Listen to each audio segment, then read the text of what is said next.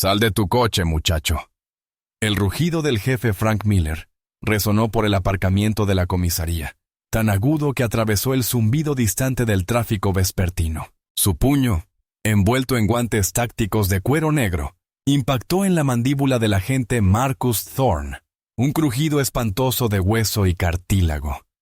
¿Crees que eres especial? ¿Crees que esa insignia te iguala? Marcus se tambaleó hacia atrás, con el sabor cobrizo de la sangre inundándole la boca, y sus visiones se llenaron de estrellas. Miller no había terminado. Se abalanzó sobre él, y una brutal bota pulida se clavó profundamente en el costado de Marcus, levantándolo antes de estrellarse contra el asfalto quemado por el sol. Un chasquido agudo y abrasador resonó en su caja torácica. Miller se cernía sobre él, con el rostro convertido en una máscara morada de rabia. En mi pueblo, uno aprende su lugar.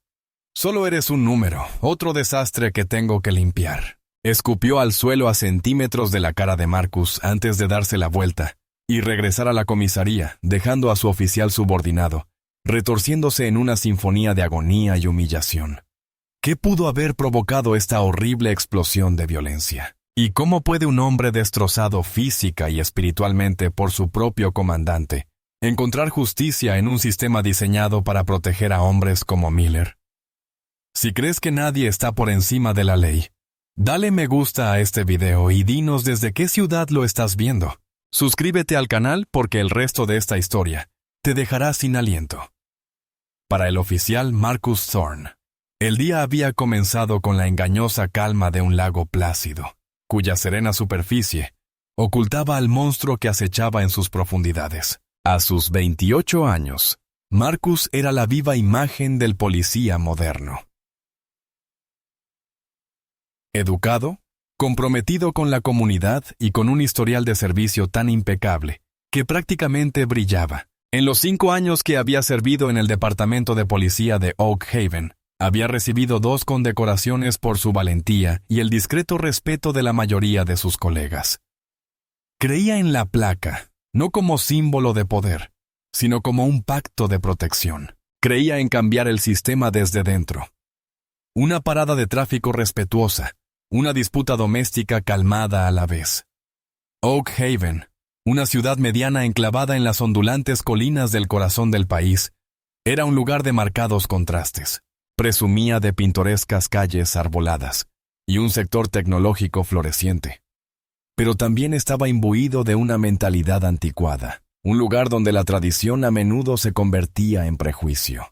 Y en la cúspide de esa tradición se encontraba el jefe de policía Frank Miller. Miller, un hombre de unos 50 años con mandíbula de bulldog y ojos pálidos y escrutadores, era una reliquia de otra época.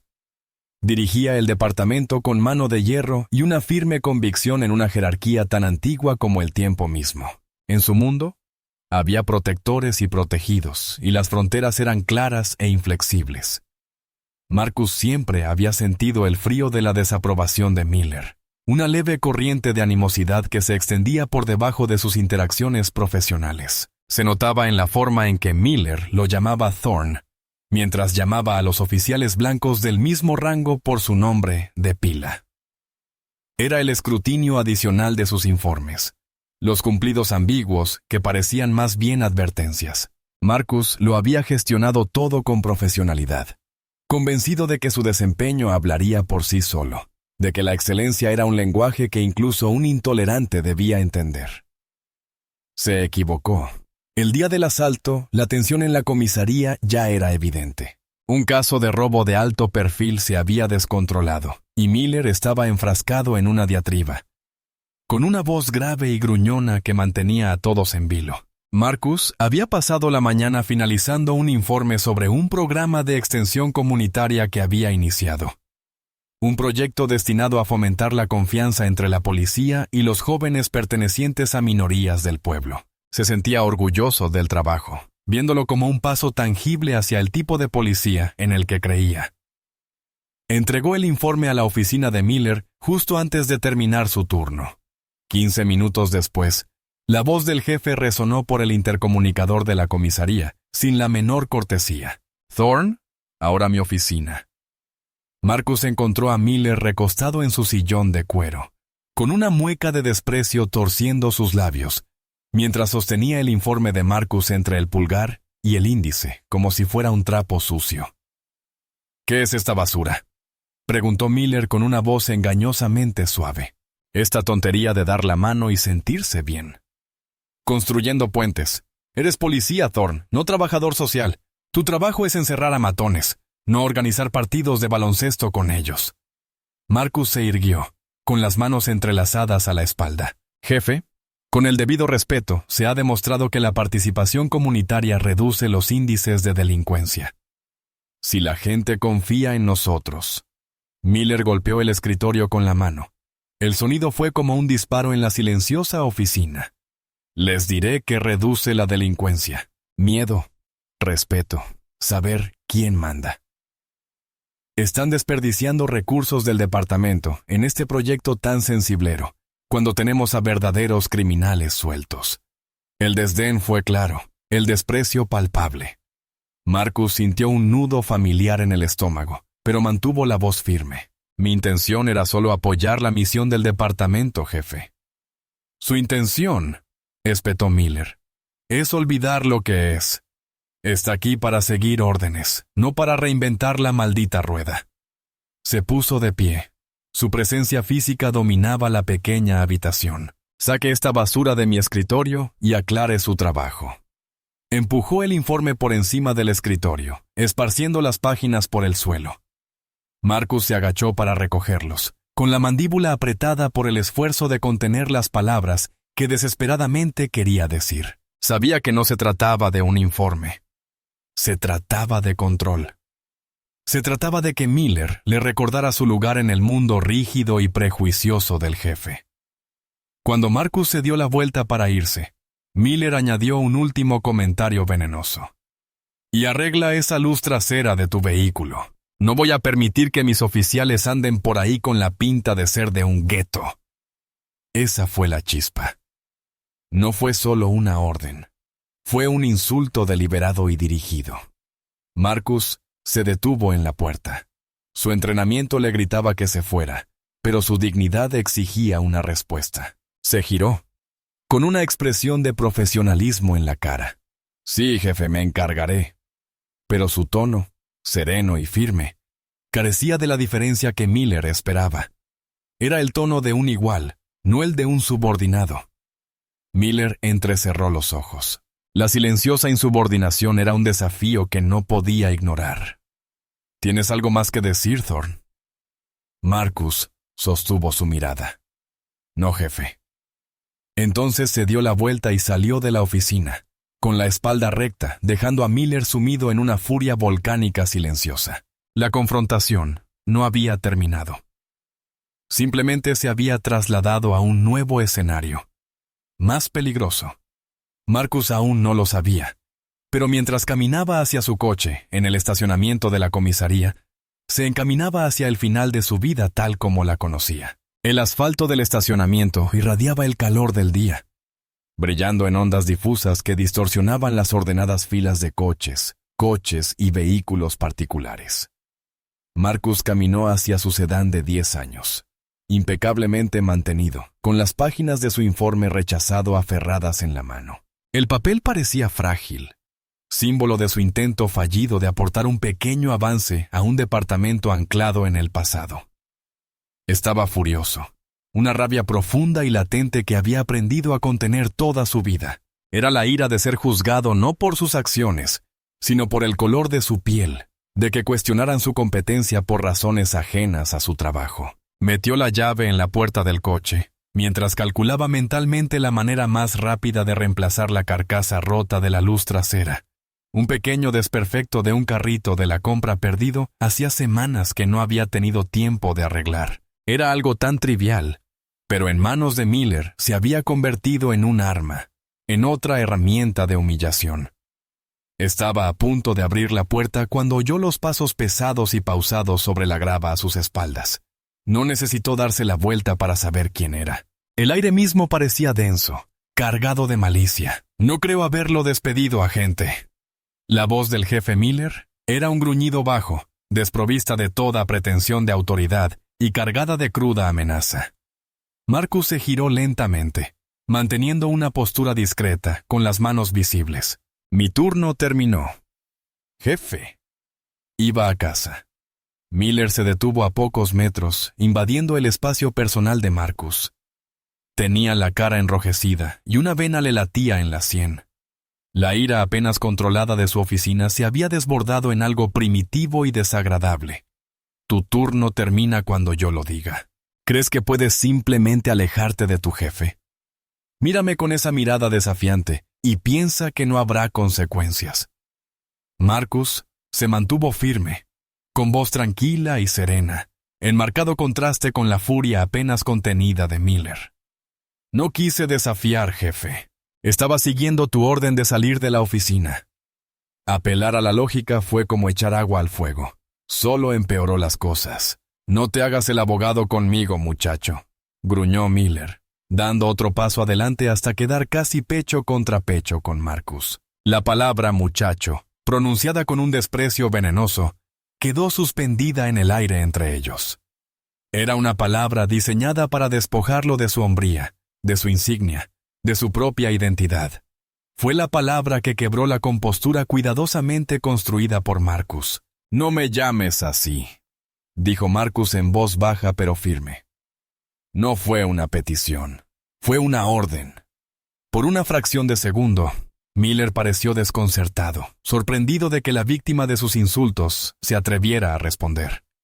Luego la sorpresa dio paso a una mirada de odio puro y sin adulterar. Era la mirada de un tirano cuya autoridad había sido cuestionada radicalmente. Y en ese momento, dejó de ser jefe de policía y se convirtió en un simple matón en un afán de poder. Fue entonces cuando rugió las palabras que lo cambiarían todo. Sal de tu coche, muchacho. La orden era absurda. Marcus ya estaba fuera de su coche, pero era el preludio de la violencia. Antes de que Marcus pudiera siquiera procesar la absurdidad, el puño enguantado de Miller salió disparado. El puñetazo fue rápido y brutal, impactando con un golpe sordo y espantoso en la mandíbula de Marcus. Un dolor explotó tras sus ojos, un destello blanco cegador. Se tambaleó hacia atrás, con la cabeza zumbando, el mundo girando sobre su eje. Se llevó una mano a la cara, sintiendo la humedad resbaladiza de la sangre de su labio partido. A través de la neblina de dolor, vio a Miller avanzar con una expresión de satisfacción salvaje. El entrenamiento de Marcus entró en acción. Una voz en su cabeza gritaba protocolos. Crear distancia. Desescalar. Pedir refuerzos. Pero ¿cómo se desescala una situación con tu propio jefe? ¿A quién se le pide refuerzos cuando el hombre que te ataca es el oficial de mayor rango de toda la ciudad? Los pensamientos iban y venían en una fracción de segundo, pero fue demasiado largo. Miller se abalanzó, no con un puñetazo, sino con una brutal patada a toda potencia dirigida directamente al costado de Marcus. El impacto fue devastador.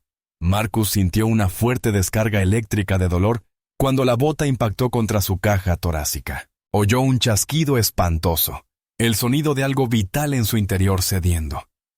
La fuerza del golpe lo levantó del suelo y aterrizó con fuerza sobre el asfalto, sin aliento en un grito silencioso. Jadeaba, pero cada intento le provocaba una nueva oleada de agonía en el pecho. Sentía el borde dentado de un hueso roto moviéndose con cada leve esfuerzo. Estaba a gatas, indefenso, con el mundo convertido en un maraña de dolor. Miller se quedó de pie junto a él, respirando con dificultad, no por el esfuerzo, sino por la rabia. Se ajustó el uniforme, una grotesca parodia de un profesional que se recomponía. En mi pueblo, uno aprende cuál es su lugar, dijo con voz desbordante de condescendencia. Solo eres un número, otro desastre que tengo que limpiar. Entonces hizo algo que, a su manera, fue más violento que los golpes. Se llenó la boca de saliva y escupió. El pegote aterrizó en el asfalto caliente a centímetros de la cabeza de Marcus. Con ese último acto de desprecio, el jefe Miller se giró y regresó a la comisaría, con una postura rígida y santurrona, como si acabara de impartir un castigo necesario y justo. Marcus se quedó solo en el enorme estacionamiento vacío. El silencio solo lo rompían sus propias y dolorosas respiraciones entrecortadas. El dolor físico era inmenso, un fuego que le consumía todo el costado, pero no era nada comparado con la profunda agonía de la traición. Su cuerpo estaba destrozado, pero también lo estaba su fe en la misma institución que había jurado defender. Las luces fluorescentes de urgencias eran inquietantemente brillantes. Cada una, un sol blanco y estéril, que parecía amplificar el dolor punzante en el costado de Marcus. Un médico joven y compasivo acababa de revisar las radiografías. Su expresión era una mezcla de preocupación profesional y consternación personal. «Bueno, agente Thorne», dijo, colocando la película en la caja de luz. «Tienes 2 costillas fracturadas en el lado izquierdo. Una es una fractura limpia, pero la otra está desplazada. ¿Eso es lo que te causa más dolor?». Señaló una línea blanca irregular en la imagen borrosa del torso de Marcus. «Debemos tener cuidado de que esto no te perfore el pulmón. Te ingresaré esta noche para observación». Marcus asintió aturdido. El diagnóstico clínico confirmaba la brutal realidad de la agresión. Cada respiración superficial era un nuevo tormento, un intenso recordatorio de la bota de Miller. Pero un miedo más profundo y gélido comenzaba a sentarse en sus entrañas. Un miedo que no tenía nada que ver con un pulmón perforado. Era el miedo a lo que vendría después. Había dado una declaración vaga y evasiva a los paramédicos y a la enfermera de urgencias, murmurando algo sobre una caída. Estaba ganando tiempo. Su mente se apuraba para procesar lo impensable. Su jefe, su comandante, lo había atacado brutalmente. Ahora, el sistema al que había dedicado su vida estaba a punto de reaccionar, y no tenía ni idea de si lo protegería o lo aplastaría. No tuvo que esperar mucho. 1 hora después, el subjefe Robert Henderson entró en su cubículo amurallado. Henderson era el hombre de Miller, una figura estoica e imponente que había sido la mano derecha del jefe durante más de una década. Se comportaba con la misma autoridad incuestionable, aunque sin el temperamento volátil de Miller. Era el ejecutor, el que arreglaba los desastres. Ofrecía una sonrisa forzada y falsa. «Marcus oyó que tuviste un pequeño accidente. ¿Cómo te sientes?». La palabra accidente le cayó como una piedra en el estómago. Era el final. Se estaba escribiendo la historia oficial, y le estaban entregando el guión. Marcus se movió ligeramente en la cama. El movimiento le provocó una punzada de dolor en el costado. Mantuvo una expresión neutral. «Me duele respirar, señor». Henderson acercó una silla de visitas a la cama, y su voz bajó a un tono conspirador, casi amistoso. «Sí, estos ejercicios de entrenamiento pueden ser bastante duros. Recuerdo una vez que el jefe Miller y yo estábamos practicando derribos, y me rompió una costilla sin querer. Parte del trabajo, ya sabes, es presionar mucho, y a veces te lastiman. La mentira fue tan descarada, tan perfectamente construida, que casi impresionaba. Un ejercicio de entrenamiento. Explicó las lesiones. Involucró al jefe. Y selló herméticamente el incidente dentro del departamento, lejos de las miradas indiscretas de terceros. Era el muro azul del silencio que se erigía ladrillo a ladrillo justo delante de él. «No recuerdo ningún ejercicio de entrenamiento, señor», dijo Marcus con cuidado, tanteando el terreno. El semblante amistoso de Henderson se endureció casi imperceptiblemente. «Bueno, has sufrido una caída dura. La memoria puede ser un poco confusa. Lo importante es que todos entendamos lo sucedido por el bien del departamento. No podemos permitir que se propaguen rumores, ni que la gente se haga una idea equivocada. Dañaría la moral por no hablar de la confianza pública». La amenaza fue tácita, pero clarísima.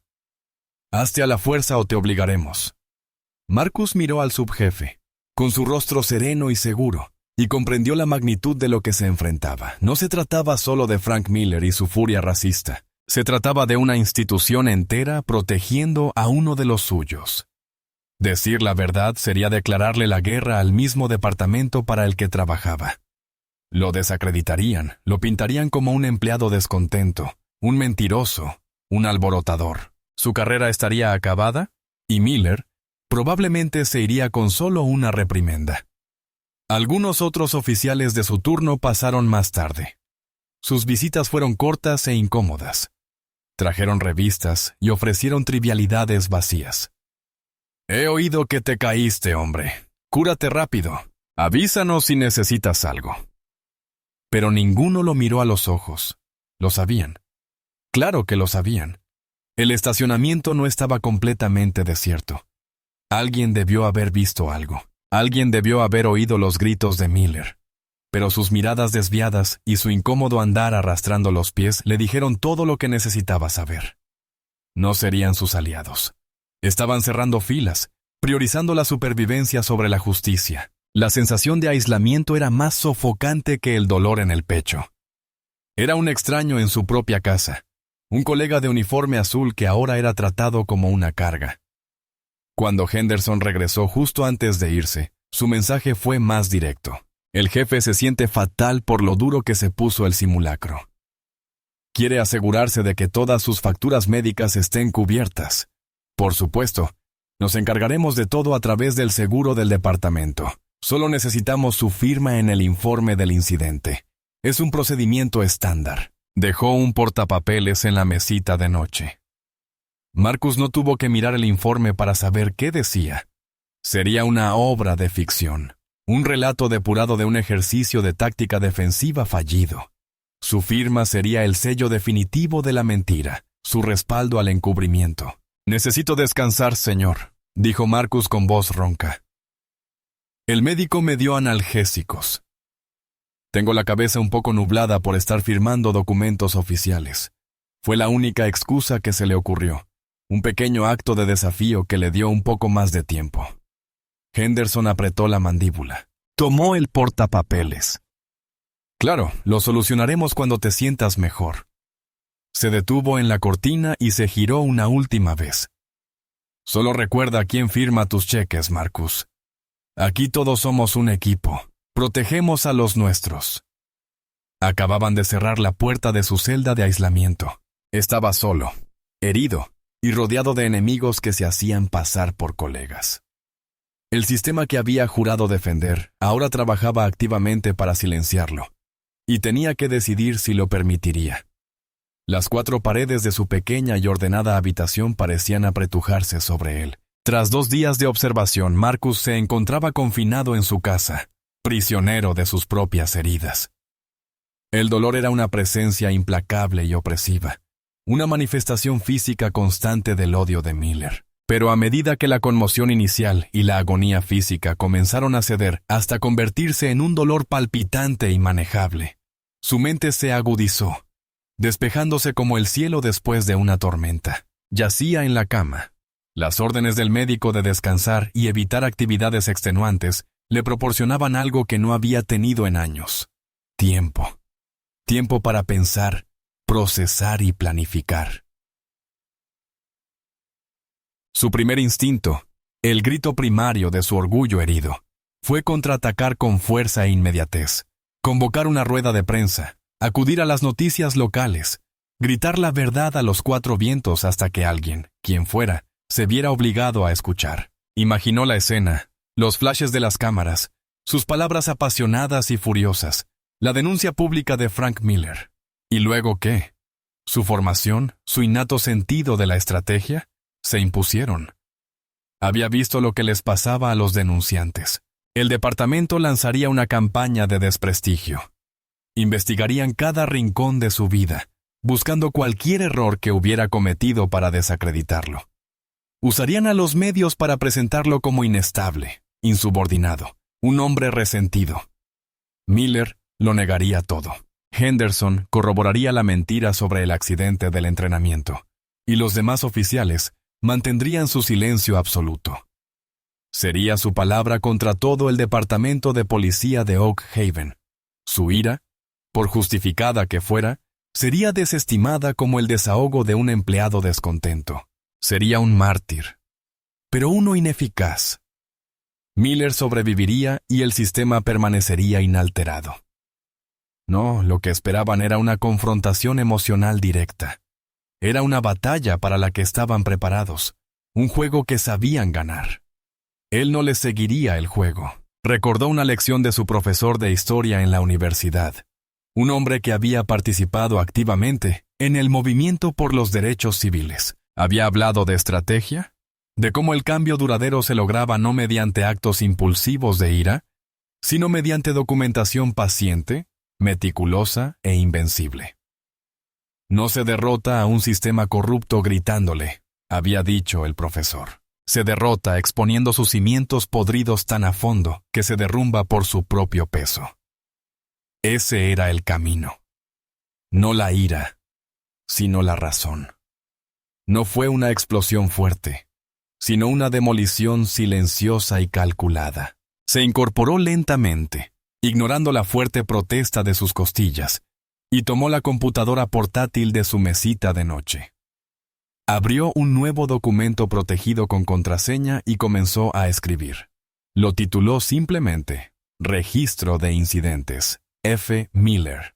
Empezó con el enfrentamiento en la oficina de Miller, documentando cada palabra, cada insulto, la mueca de desprecio del jefe. Se dirigió al estacionamiento, obligándose a revivir cada segundo horroroso del ataque. Anotó los insultos racistas exactos que Miller había usado. La sensación de la bota al impactar contra sus costillas, el sonido de su propio hueso al romperse. Detalló su estancia en el hospital, el diagnóstico del médico, la visita de Henderson, la mentira cuidadosamente redactada sobre el accidente del entrenamiento. Enumeró los nombres de los oficiales que lo habían visitado, notando sus miradas desviadas y su silencio incómodo. Documentó cada llamada telefónica que había recibido del departamento desde que regresó a casa. Cada una un intento apenas disimulado de presionarlo para que firmara el informe falsificado. Escribió durante horas, sus dedos revoloteando sobre el teclado, convirtiendo su dolor y trauma en un registro frío, duro y veraz. Cada frase era un ladrillo en el caso que construía contra su propio jefe. Este documento sería su arma. Un escudo de verdad que ninguna manipulación institucional podría penetrar.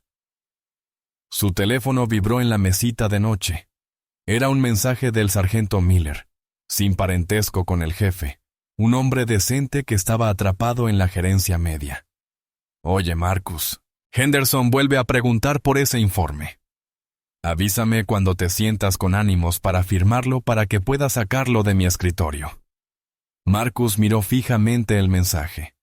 La presión se aplicaba sutil pero firmemente a través de la cadena de mando. Redactó su respuesta con cuidado, haciéndose pasar por el oficial herido y obediente.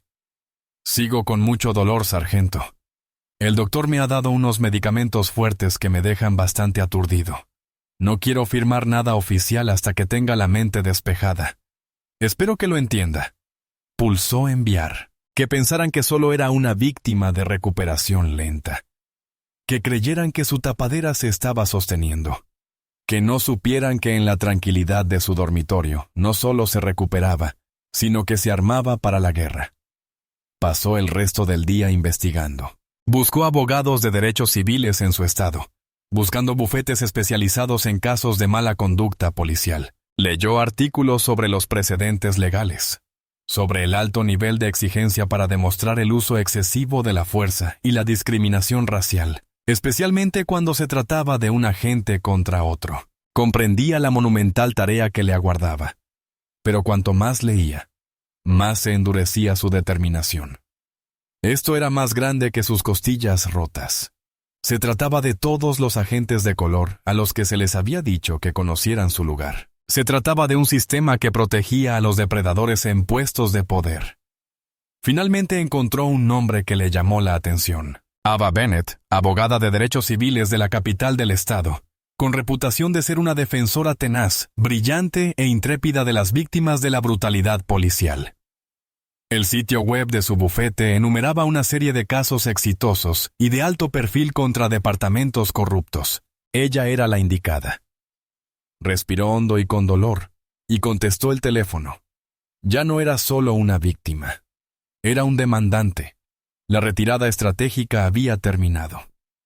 Era hora de planear el contraataque. El bufete de abogados Bennett and Associates era completamente distinto del ambiente estéril e intimidante de la comisaría de Oak Haven. Ubicada en un edificio de ladrillo restaurado en la capital del estado, la oficina estaba llena de luz natural, arte moderno y la energía serena y concentrada de personas dedicadas a un trabajo significativo. Se sentía como un lugar donde se valoraba la verdad, no se fabricaba. Marcus, vestido de civil para pasar lo más desapercibido posible, se sentó frente a Ava Bennett en su despacho de la esquina. El viaje había sido una agonía, pero cada kilómetro, doloroso, solo había fortalecido su determinación. Ava Bennett rondaba los 40 y tantos, una mujer elegantemente vestida con un aire de inteligencia que resultaba a la vez tranquilizador y formidable. Escuchó atentamente mientras Marcus relataba su historia, sin apartar la mirada de su rostro. No interrumpió, no tomó notas, simplemente absorbió cada palabra con una expresión indescifrable. Cuando terminó, ella guardó silencio un largo rato, con la mirada analítica. Marcus esperaba una indignación inmediata, una declaración vehemente de injusticia. En cambio, sus primeras preguntas fueron frías y directas. ¿Tiene alguna documentación de sus lesiones?, preguntó Marcus, deslizando una carpeta por el escritorio de caoba pulida. Mis papeles de alta del hospital, las radiografías, el diagnóstico oficial del médico. Ava abrió la carpeta y revisó los documentos. Su mirada penetrante escudriñaba la terminología médica. 2 costillas fracturadas, una desplazada. Contusiones significativas que coincidían con tu relato de las patadas. Levantó la vista. Hubo testigos de la agresión. El estacionamiento tiene cámaras de seguridad, dijo Marcus. Pero están colocadas sobre las entradas y salidas. Es posible que el ángulo no haya captado la agresión. En cuanto a la gente, había otros agentes en el estacionamiento. Nadie se ha presentado. Claro que no, dijo Ava, con un dejo de cinismo cansado en la voz. La pared azul.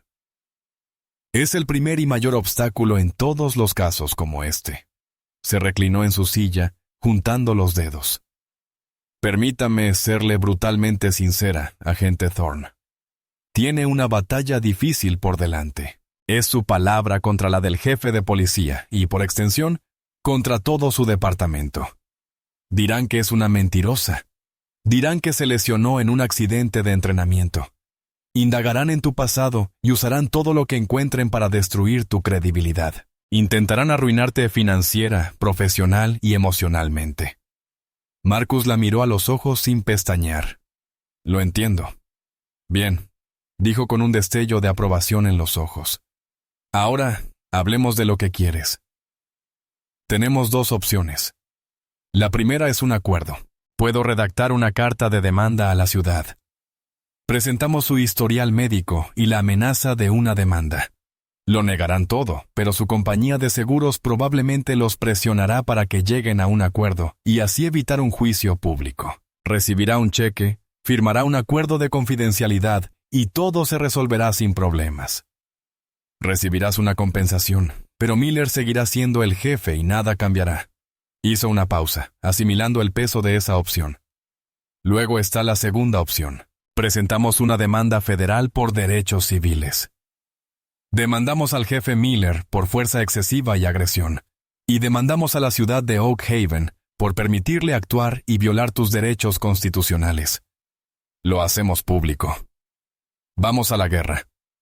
Su voz era baja y seria. Este camino es largo, costoso y profundamente desagradable. Consumirá tu vida durante el próximo año, tal vez más. Has interrogado. Tu reputación será desprestigiada en un tribunal público.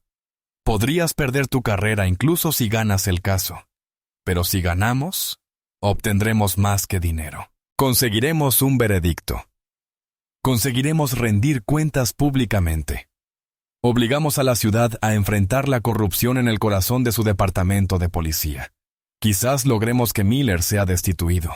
Quizás logremos un cambio sistémico real.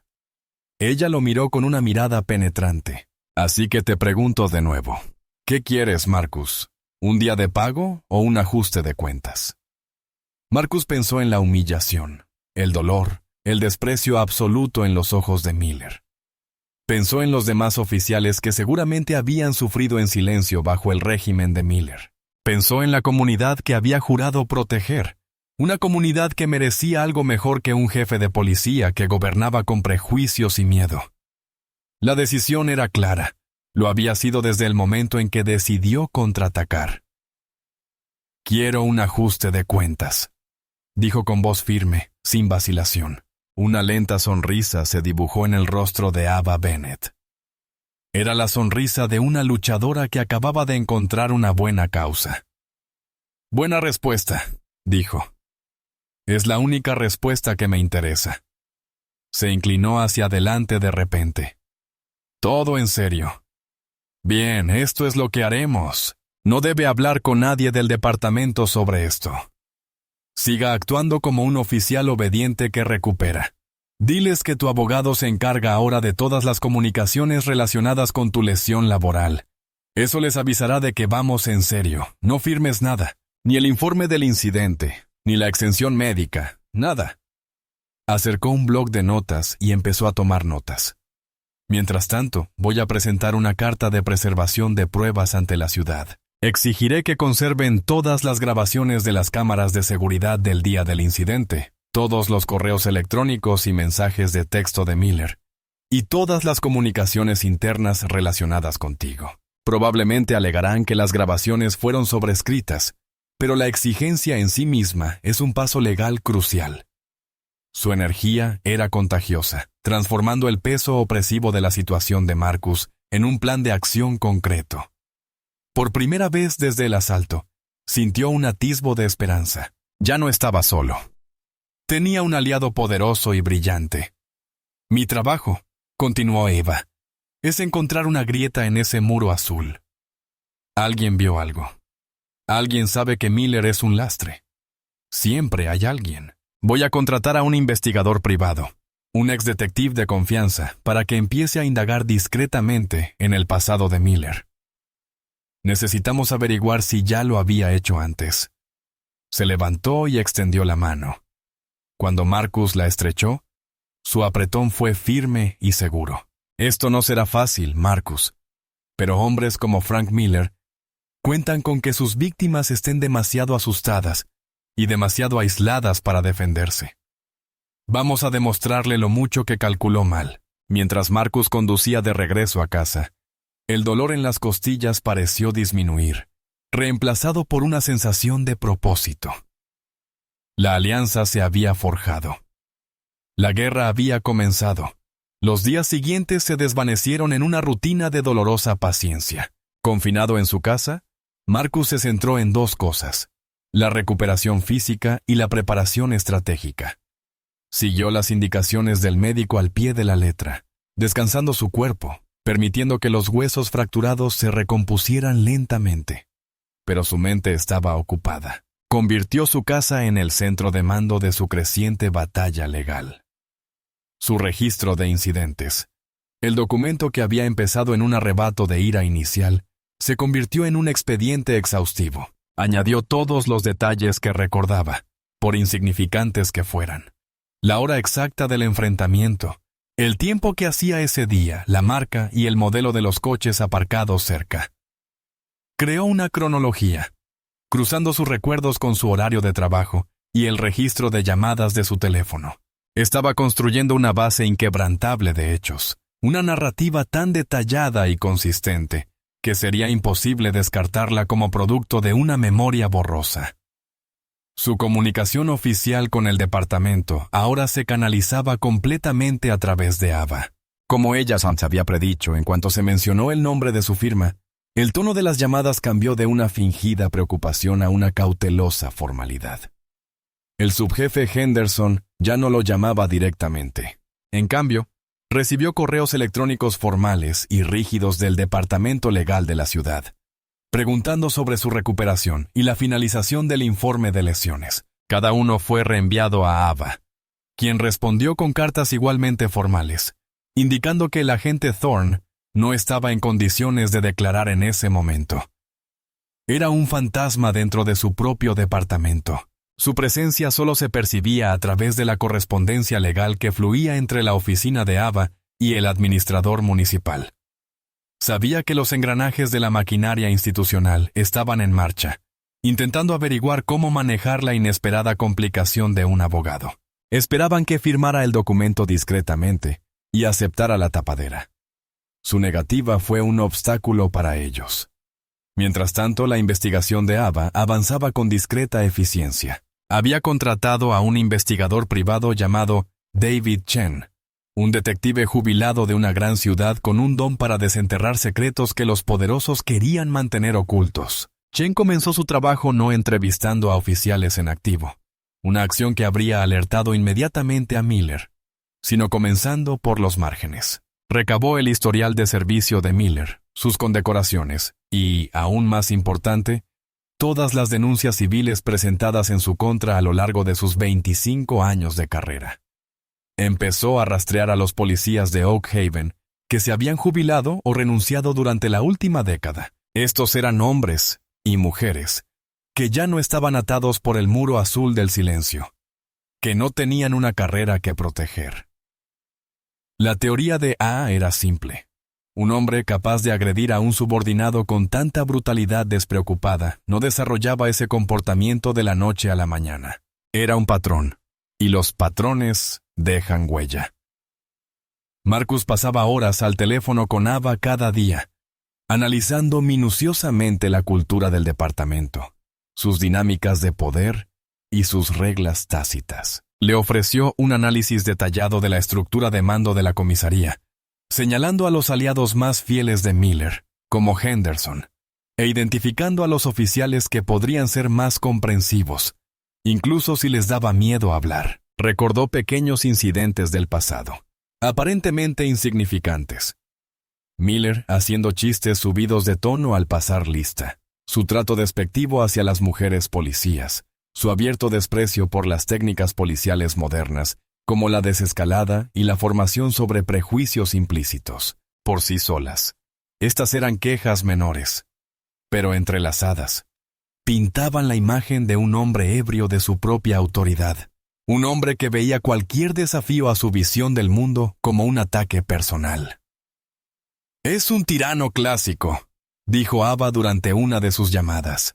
«Se rodea de leales y expulsa sistemáticamente a cualquiera que piense por sí mismo». Para él, el departamento no es un servicio público, es su reino personal. Una tarde, mientras organizaba sus archivos, Marcus se encontró con una foto grupal de la cena anual de premios del departamento, 2 años antes. Se vio sonriendo, de pie junto a varios otros oficiales, y en la última fila vio un rostro que casi había olvidado: el agente James Ramírez. Ramírez había sido un buen policía, perspicaz y dedicado, pero había renunciado abruptamente hacía aproximadamente 1 año, alegando motivos personales. Marcus recordó los rumores de entonces, de que Ramírez se había enfrentado con Miller por la gestión de un caso que involucraba al hijo de un prominente empresario. Nadie conocía los detalles, pero Ramírez, uno de los pocos oficiales latinos de la fuerza, había vaciado su casillero y se había ido en 1 semana. Llamó a Ava de inmediato. «Creo que podría tener el nombre de tu investigador», dijo. «James Ramírez. Se fue el año pasado tras un altercado con Miller. Nunca dijo por qué, pero no era un hombre que renunciara sin una buena razón». El nombre encabezó la lista de David Chen. Encontrar grietas en el muro significaba encontrar a quienes ya habían sido expulsados, a quienes no tenían nada que perder al decir la verdad. Mientras el departamento pensaba que Marcus estaba en casa, aislado e intimidado, en realidad estaba tejiendo los hilos de una conspiración contra su abusador. Usaba su silencio forzado no como señal de debilidad, sino como una tapadera para su metódica preparación. La ciudad de Oak Haven vio a un oficial herido. Ava Bennett vio a un demandante estrella. Pero Marcus Thorne se estaba convirtiendo en algo completamente distinto. Se estaba convirtiendo en el historiador de su propia injusticia, asegurándose de que, cuando llegara el momento de contar su historia, cada hecho condenatorio saliera a la luz. David Chen, el investigador privado, valió cada centavo de sus considerables honorarios. Era un hombre que se movía por el mundo con una presencia discreta que hacía que la gente quisiera hablar con él. Una semana después de obtener el nombre de James Ramírez, Chen lo localizó en un estado vecino donde ahora trabajaba en seguridad corporativa. La llamada telefónica entre Chen y Ramírez fue inicialmente cautelosa. Ramírez se sentía receloso, marcado por su experiencia en Oak Haven. Pero cuando Chen explicó que trabajaba para otro oficial que había sido maltratado por el jefe Miller, el silencio se derrumbó. 2 días después, Eva y Marcus estaban en una conferencia telefónica con un hombre cuya voz denotaba una mezcla de ira y reivindicación. «Miller es una serpiente», dijo Ramírez con voz aguda por el altavoz del teléfono. «Todos en ese departamento lo saben, pero le tienen demasiado miedo como para decir nada. Dirige el lugar como un jefe de la mafia». Ramírez les contó entonces su historia. Había sido el investigador principal en un caso de conducir bajo los efectos del alcohol, donde el conductor, un joven de 19 años, estrelló su auto deportivo, evitando por poco una colisión mortal. El chico era hijo de un adinerado promotor inmobiliario, amigo cercano de Millers y un importante donante del fondo benéfico de la policía. Las pruebas eran abrumadoras. Una prueba de sobriedad fallida, un nivel de alcohol en sangre que duplicaba el límite legal y testigos presenciales. Era un caso claro y evidente. Al día siguiente, Ramírez relató: «Miller me llamó a su oficina. Me dijo que el alcoholímetro no funcionaba correctamente y que las declaraciones de los testigos no eran fiables. Me ordenó que modificara mi informe para decir que el chico simplemente había perdido el control de su vehículo debido a un trozo de grava. Quería que ocultara todo el caso». «¿Qué hiciste?», preguntó Ava. «Me negué», dijo Ramírez con la voz tensa por el orgullo. «Le dije que era poco ético e ilegal. Le dije que no falsificaría un informe policial. Ahí fue cuando se mostró cómo era. Me amenazó. Dijo que arruinaría mi carrera, que se aseguraría de que me quedara estancado en tareas administrativas el resto de mi vida investigando casos sin resolver de los años 70. Me dijo: «Un tipo como yo debería estar agradecido por tener un trabajo en la policía». La frase «un tipo como yo» le dio a Marcus un golpe físico. Era el mismo tipo de intolerancia despectiva que Miller había usado contra él. Era la prueba de un patrón. «Sabía que mi carrera en Oak Haven había terminado», continuó Ramírez. «Si me quedaba, Miller me habría hecho la vida imposible. Así que renuncié. Fue más fácil que librar una batalla que sabía que no podía ganar sola». La voz de Ava era tranquila, pero Marcus podía percibir la emoción subyacente. «Señor Ramírez, ¿estaría dispuesto a firmar una declaración jurada detallando esta conversación con el jefe Miller?» Hubo una pausa al otro lado de la línea, y puse a mi familia en riesgo. «Miller tiene un gran alcance. Podemos presentarlo bajo secreto inicialmente», le aseguró Ava. «No se hará público hasta que presentemos la demanda. Pero su testimonio es crucial. Establece un patrón de Miller, abusando de su autoridad y atacando a los oficiales pertenecientes a minorías que se le oponen». Tras un largo silencio, Ramírez dio su respuesta. «Sí, claro que sí. Lo firmaré. Ese hombre no debería llevar placa. Es hora de que alguien lo pida cuentas». La llamada terminó y una profunda sensación de validación invadió a Marcus. No era solo una víctima aislada de un único acto violento y explosivo. Era parte de una historia más grande. Un nombre más en la lista de personas que Frank Miller había intentado silenciar y descartar. Esta era la grieta en el muro que buscaban, pero Ramírez era solo el comienzo. Impulsado por el descubrimiento, David Chen investigó más a fondo. Cotejó la historia de Ramírez con otras renuncias repentinas de oficiales pertenecientes a minorías en los últimos 5 años. Encontró 2 más. Una oficial negra que se había marchado 3 años antes, también por motivos personales, y otro oficial latino que se había transferido a otro departamento en el estado. Chen logró contactar a la agente Sarah Jenkins. Al principio, ella se mostró reacia a hablar, pero Chen insistió. Su historia era escalofriantemente similar. Había presentado una queja informal ante el subjefe Henderson sobre el lenguaje inapropiado de Miller, en concreto su costumbre de hacer chistes racistas durante las sesiones informativas. Henderson le había asegurado que se encargaría del asunto. 2 semanas después, la reasignaron al turno nocturno de custodia de pruebas, un puesto sin futuro conocido como cementerio de carreras. Sus colegas la condenaron al ostracismo y la pasaron por alto para ascensos que claramente se había ganado. El mensaje era claro: si te pasas de la raya, serás castigada. Finalmente, dejó la fuerza policial desilusionada y derrotada. Jenkins, al igual que Ramírez, accedió a prestar declaración jurada. El caso ya no se limitaba a las costillas rotas de Marcus. Se trataba de un patrón sistemático de acoso, represalias y abuso de poder. Todo orquestado por el jefe Frank Miller y facilitado por su personal de mando.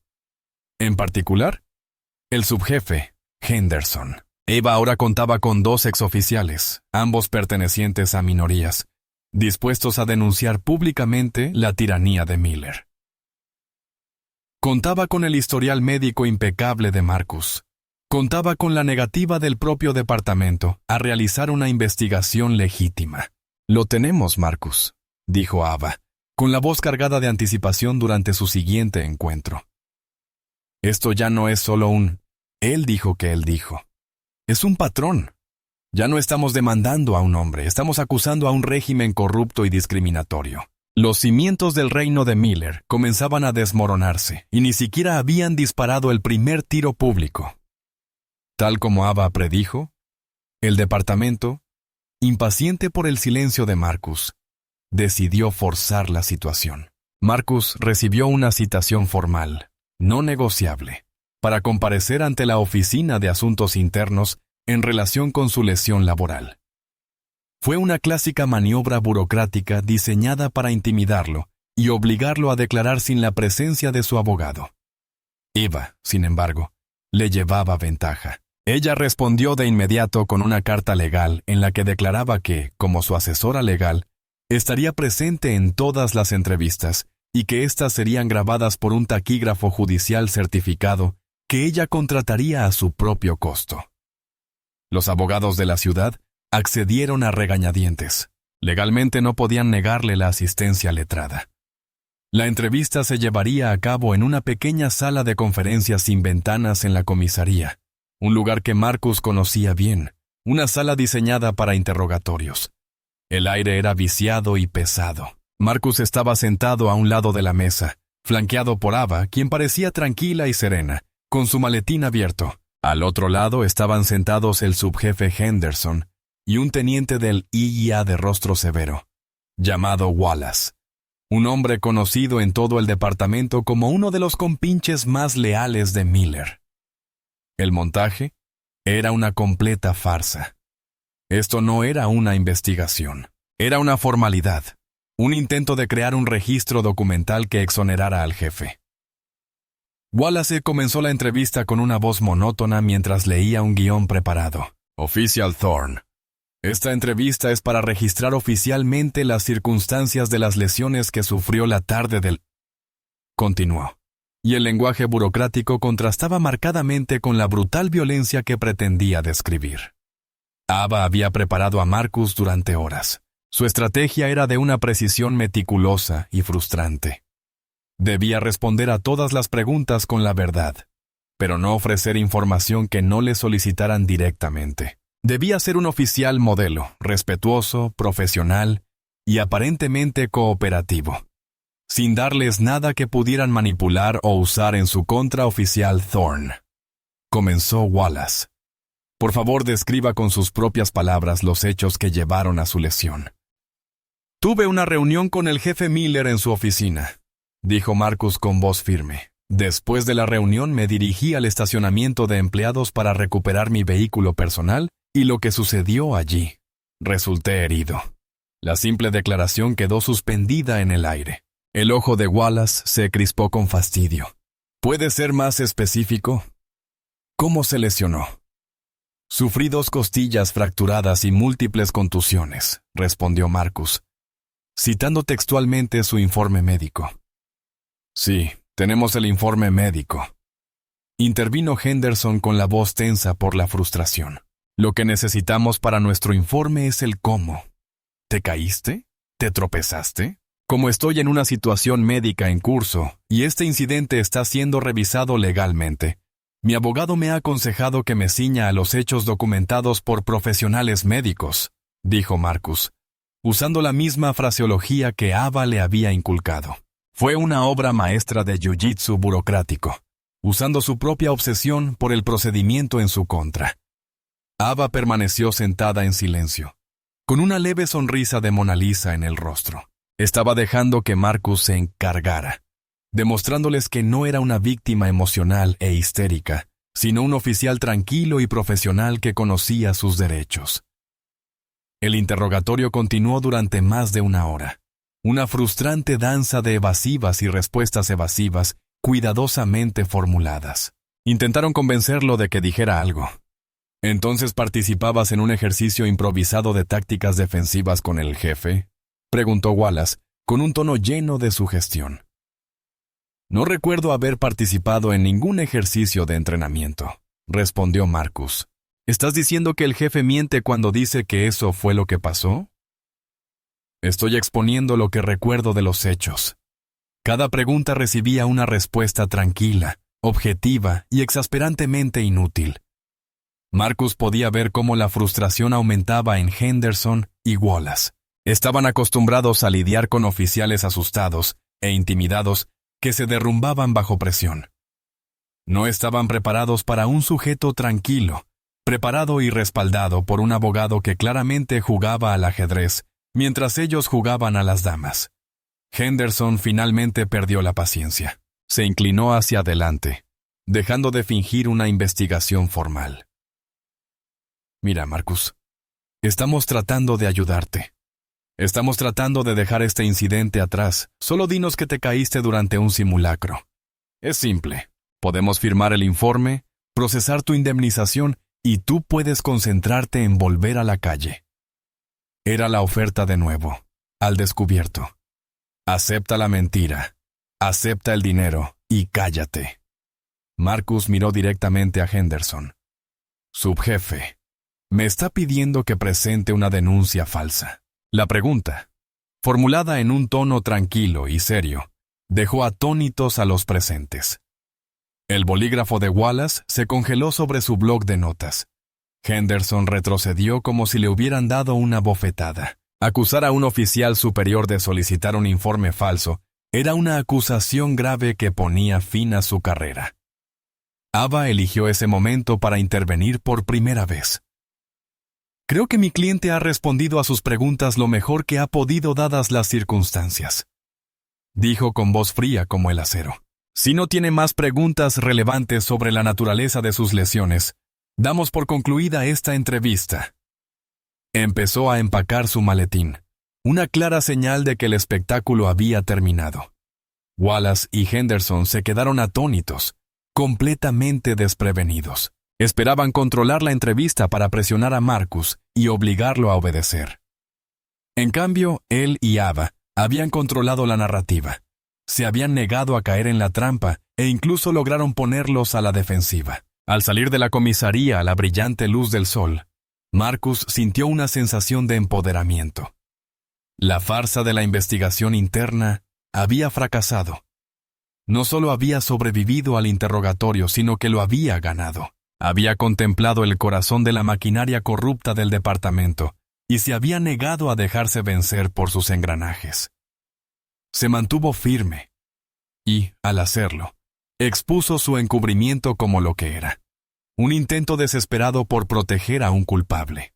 Tras superar con éxito la entrevista con asuntos internos, Ava pasó a la siguiente fase, más delicada, de su estrategia: formar una coalición. Las declaraciones juradas de los dos exoficiales, Ramírez y Jenkins, fueron contundentes, pero Ava sabía que un oficial en activo dispuesto a hablar sería un audaz. Demostraría que la influencia tóxica de Miller no era cosa del pasado, sino una amenaza activa y continua dentro del departamento. Era una tarea peligrosa. Acercarse a un oficial en activo podría considerarse manipulación de testigos, si se manejaba de forma inadecuada, y corría el riesgo de exponer toda la investigación antes de que estuvieran listos para presentar la demanda. David Chen, el investigador, recibió nuevamente la tarea. Su enfoque fue extremadamente sutil. No estableció contacto directo.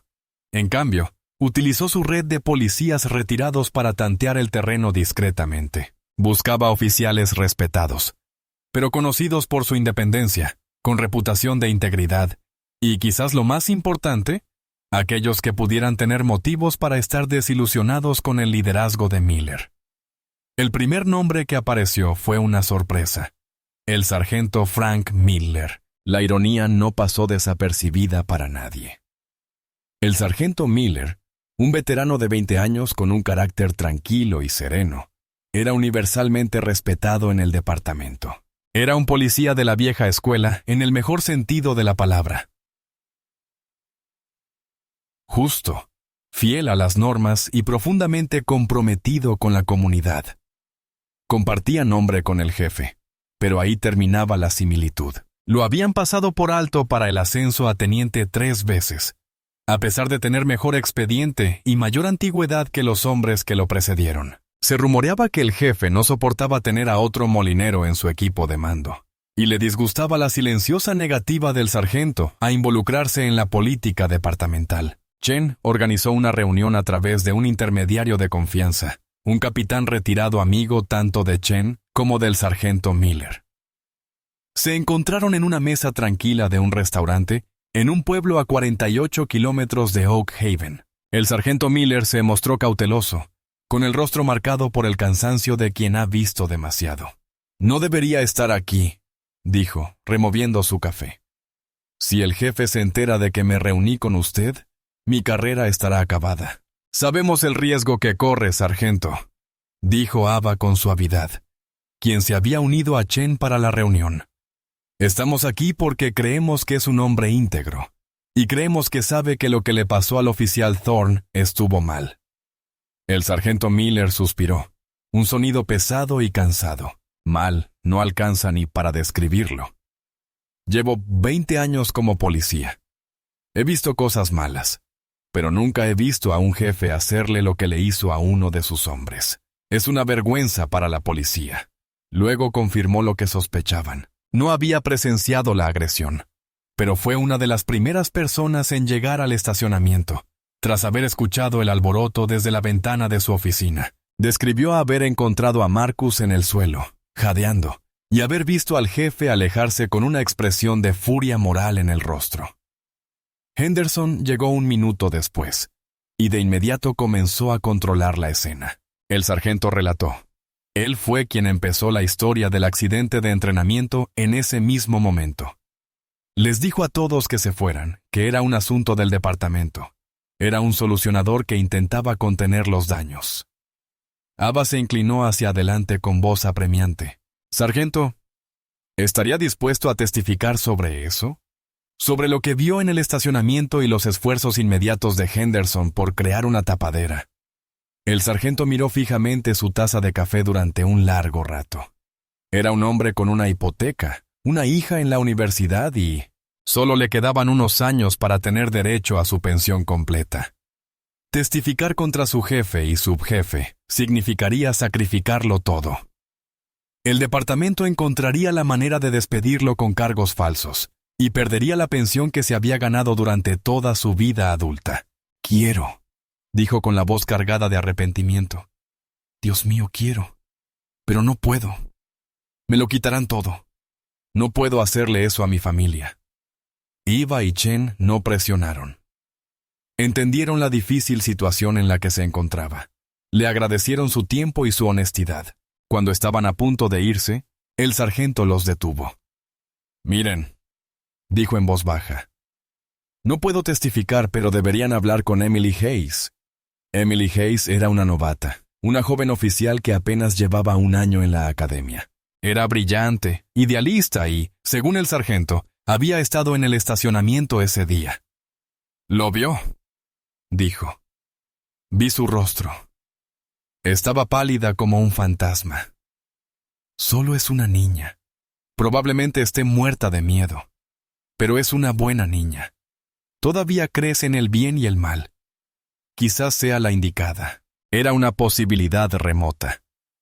Una agente novata era la persona más vulnerable de todo el departamento.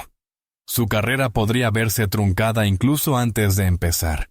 Pero también era ella la que quizás aún no estaba lo suficientemente hastiada como para aceptar la lógica cínica del muro azul. Ella era su mejor y quizás única esperanza de testigo presencial. La coalición de los silenciados crecía, pero su miembro potencial más importante también era el más frágil. El éxito de todo el caso ahora podía recaer en la conciencia de una novata de 23 años. La agente Emily Hayes vivía sumida en un estado de terror silencioso. Durante semanas, la había atormentado lo que había visto en el estacionamiento. Acababa de terminar su turno y se dirigía a su coche cuando oyó los gritos del jefe Miller. Instintivamente, se detuvo detrás de una gran camioneta y desde allí presenció todo el horrible asalto. Vio el puñetazo, la brutal patada y al agente Thorne desplomarse en el suelo. Vio al jefe escupir en el pavimento antes de alejarse. En ese instante, todo lo que creía sobre ser policía, sobre la justicia, el honor y la protección de los inocentes, se hizo añicos. Su primer instinto fue correr al lado de Marcus, ayudarlo, pedir ayuda. Pero entonces, vio llegar al subjefe Henderson y oyó la calma y autoridad con la que tomó el control, la forma en que de inmediato empezó a construir la mentira. Vio a los demás oficiales darse la vuelta, con rostros inexpresivos, máscaras de ignorancia deliberada, y en ese instante, el miedo la paralizó. Era una novata, la persona de menor rango. Hablar abiertamente sería un suicidio profesional. Se había escabullido sin que nadie se diera cuenta, con el corazón latiendo con fuerza en el pecho. La escena quedó grabada en su memoria. Los días transcurridos desde entonces habían sido una tortura. En el trabajo mantenía la cabeza gacha, evitando el contacto visual, aterrorizada de que alguien pudiera ver la verdad en sus ojos. Escuchaba en un silencio repugnante mientras sus compañeros repetían la historia del accidente de entrenamiento. Cada vez que la oía, se sentía una impostora, una cobarde. La culpa era un peso físico que la oprimía y le dificultaba la respiración.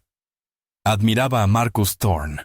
Había sido uno de los pocos oficiales superiores que la había tratado con genuina amabilidad y respeto, ofreciéndole consejos y ánimo cuando luchaba por encontrar su equilibrio. Y ella se había mantenido al margen sin hacer nada, mientras él era brutalizado. El conflicto la estaba destrozando. Ava y Chen sabían que acercarse directamente a Hayes era demasiado arriesgado. Si se asustaba y reportaba el contacto a Henderson, su caso podría verse comprometido. Necesitaban otra vía. Decidieron usar la información del sargento Miller como una filtración estratégica. Ava hizo que Chen contactara a un reportero de confianza del periódico más importante del estado, un periodista conocido por su trabajo de investigación sobre mala conducta policial. Chen no le contó toda la historia, pero le dio una pista muy atractiva. Había acusaciones creíbles de encubrimiento en relación con una lesión sufrida durante un entrenamiento por un agente perteneciente a una minoría étnica del Departamento de Policía de Oak Haven. Y podría haber un testigo presencial demasiado asustado para presentarse. Fue una apuesta calculada. La filtración tenía dos objetivos: indicarle a Emily Hayes que no estaba sola, que había gente de afuera investigando. Y para presionar al departamento, haciéndoles saber que la noticia no era tan discreta como creían. 3 días después, apareció un breve artículo en el periódico. Estaba oculto en la página B4, pero ahí estaba.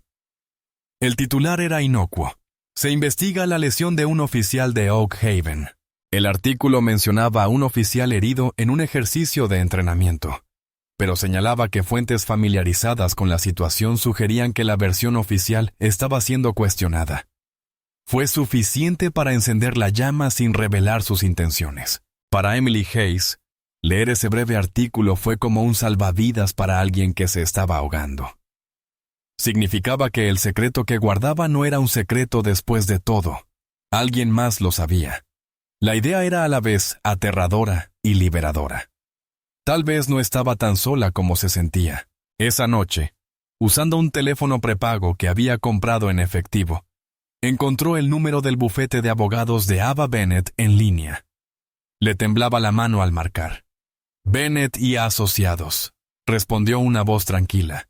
«Necesito hablar con la señorita Bennett», balbuceó Emily, con la voz apenas un susurro. «Se trata del agente Marcus Thorne». La comunicaron de inmediato. «Soy Ava Bennett». La voz de Ava era cálida y tranquilizadora. «Necesito hablar contigo», dijo Emily, con las palabras atropelladas.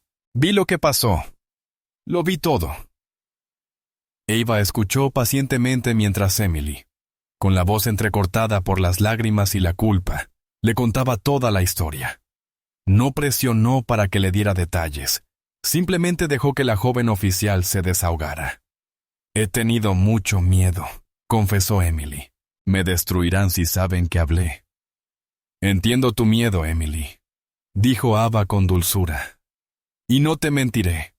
Esto será difícil, pero tienes la oportunidad de hacer lo correcto. Tienes la oportunidad de asegurar que un buen hombre reciba justicia y que un jefe corrupto rinda cuentas. Te protegeremos en cada paso del camino». Hablaron durante casi 1 hora. Ava le explicó las protecciones legales para los denunciantes. Le contó a Emily sobre los otros oficiales que habían declarado, asegurándole que no sería la única que hablaría. Al final de la llamada, se había tomado una decisión. Emily Hayes aceptó reunirse con Ava y prestar declaración formal grabada en video. Fue la decisión más valiente de su joven vida. Una grieta en el muro azul se había convertido en un agujero enorme. Ahora tenían un testigo presencial, un policía en activo dispuesto a romper el código de silencio y testificar contra su propio jefe. El mundo de mentiras e intimidación cuidadosamente construido por Frank Miller estaba a punto de derrumbarse.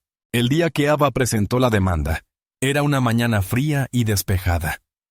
De esos días en los que el cielo parece vasto e implacable. La demanda en sí era una obra maestra legal, un documento de 50 páginas que parecía una declaración de guerra. Se presentó ante un tribunal federal, elevando el caso de una disputa local a una cuestión de derechos constitucionales. Los acusados estaban claramente enumerados. El jefe Frank Miller, tanto a título individual como oficial, el subjefe Robert Henderson y la propia ciudad de Oak Haven. La denuncia exponía el caso con meticuloso y contundente detalle. Comenzaba con la brutal agresión a Marcus Thorne, describiendo cada puñetazo, cada patada, cada insulto racial. Luego, se centraba en la conspiración más amplia, detallando el esfuerzo inmediato y sistemático de Henderson y otros para encubrir el crimen, calificándolo de accidente de entrenamiento e intentando obligar a Marcus a firmar un informe falso. Pero no se detuvo ahí. Ababó en la declaración jurada de James Ramírez y Sarah Jenkins, estableciendo un patrón claro e innegable de Miller, atacando a agentes pertenecientes a minorías, abusando de su poder y tomando represalias contra cualquiera que se atreviera a desafiarlo. Finalmente, hizo referencia a la existencia de un testigo directo de la agresión a Marcus, miembro actual del Departamento de Policía de Oak Haven, cuya identidad se protegía por su seguridad. La demanda alegó múltiples violaciones de los derechos civiles de Marcus, uso excesivo de la fuerza bajo la Cuarta Enmienda, violación del debido proceso y discriminación racial bajo la 14ª Enmienda. Acusó a la ciudad de crear una cultura de impunidad que facilitó la conducta de Miller, haciéndola responsable de sus acciones.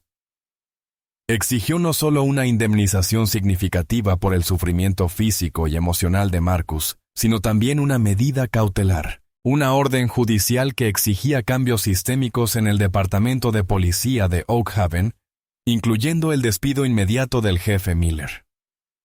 Un notificador, un hombre alto e impasible con un traje impecable, entregó personalmente la citación a cada acusado. Notificó al jefe Miller en su oficina de la comisaría. Testigos presenciales describieron posteriormente que el rostro de Miller se tornó de un rojo modelado al leer la primera página, con la mano temblando de rabia, antes de arrugar el documento y tirarlo a la basura. El camarero simplemente dejó una segunda copia en su escritorio y se marchó. El subjefe Henderson fue notificado en su domicilio, y su fachada estoica, según se informa, se quebró al darse cuenta de que el encubrimiento que había orquestado era ahora el centro de una demanda federal. El administrador municipal fue notificado en el ayuntamiento, un evento que conmocionó de inmediato a la clase política local. Simultáneamente, Ava ofreció una conferencia de prensa en las escaleras del juzgado federal. Estaba de pie junto a Marcus, quien lucía sereno y profesional con un traje oscuro, con el dolor persistente en el costado oculto tras una expresión estoica. Ava fue la que más habló, con su voz clara y contundente, cortando el aire fresco de la mañana. Hoy hemos presentado una demanda para exigir justicia a un valiente policía que fue brutalmente agredido por su propio jefe, declaró mientras las cámaras destellaban y los micrófonos se acercaban. Pero este caso va más allá de un agente y sus costillas rotas. Se trata de un cáncer de racismo, corrupción y abuso de poder, que se ha propagado en el corazón del departamento de policía de Oak Haven, bajo el liderazgo del jefe Frank Miller. Miller expuso las principales acusaciones, haciendo referencia al patrón de abuso y al encubrimiento institucional. Habló del muro azul del silencio y elogió la inmensa valentía de los agentes, tanto del pasado como del presente, que decidieron romperlo. Cuando le tocó hablar a Marcus, fue breve y contundente. Me hice policía para proteger y servir a mi comunidad, dijo con voz firme. Creo en la placa y en lo que debe representar: justicia, integridad e igualdad ante la ley. Las acciones del jefe Miller ese día traicionaron todo lo que representa la placa. Tomo esta postura no solo por mí, sino por cada ciudadano que merece una fuerza policial en la que pueda confiar, y por cada buen oficial que se ve obligado a trabajar en una cultura de miedo e intimidación. La historia fue una bomba inmediata. Los canales de noticias locales interrumpieron su programación habitual con la noticia. El periódico estatal que había publicado el breve artículo inicial lo publicó en la portada de su sitio web. Al mediodía, la noticia ya estaba siendo retomada por los medios nacionales. El pueblo de Oak Haven, que durante tanto tiempo había ocultado sus horribles secretos tras una fachada de encanto pueblerino, se vio repentinamente arrojado a la dura y poco favorecedora atención nacional. La demanda dejó de ser una batalla privada para convertirse en una acusación pública. Se había disparado el primer tiro y había sido como una bala de cañón, sacudiendo los cimientos de la estructura de poder del pueblo. El silencio cuidadosamente construido se había roto, reemplazado por un rugido ensordecedor de escrutinio público. Para Frank Miller, el reino que había gobernado con absoluta autoridad estaba ahora bajo asedio, y sus muros comenzaban a derrumbarse. El jefe Frank Miller era un hombre que nunca había tenido que rendirle cuentas a nadie. Durante años, su autoridad en Oak Haven había sido absoluta. Su palabra, ley. La demanda federal era una afrenta que no podía comprender, un desafío a la esencia misma de su identidad. Su reacción no fue de cautela ni de estrategia legal, sino de pura rabia y arrogancia. Creía que podía aplastar esta rebelión de la misma manera que aplastaba todo lo demás, mediante la fuerza bruta y la intimidación.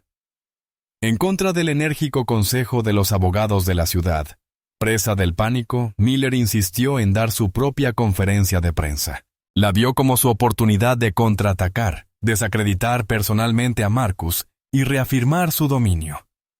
Se dirigió al podio instalado en la sala de prensa del distrito, flanqueado por un Henderson impasible. Miró directamente a las cámaras de noticias reunidas, con una expresión de furia desafiante. «Que quede claro», comenzó, con la voz resonando con indignación fingida. «Las acusaciones en esta demanda frívola son un revoltijo de mentiras repugnantes y maliciosas, inventadas por un oficial descontento y de bajo rendimiento. El ataque personal fue inmediato y brutal. El oficial Thorne tiene antecedentes de insubordinación y problemas con la autoridad. Esta demanda no es más que una maniobra desesperada para obtener dinero tras ser reprendido por su bajo rendimiento. La verdad es simple, sufrió una lesión leve durante un entrenamiento de rutina, una lesión que ahora intenta explotar para su propio beneficio. Intentaba reescribir la historia en tiempo real, presentando a Marcus no como una víctima, sino como un conspirador manipulador. Ignoró por completo las detalladas acusaciones de la agresión, los insultos raciales y el encubrimiento, desestimando la demanda de 50 páginas como la fantasía de un empleado descontento. Un reportero del periódico estatal lo presionó. «Jefe, la demanda alega un patrón de abuso y cita declaraciones juradas de otros 2 exoficiales pertenecientes a minorías. ¿Cómo respondes a eso?» La mueca de desprecio de Miller era palpable.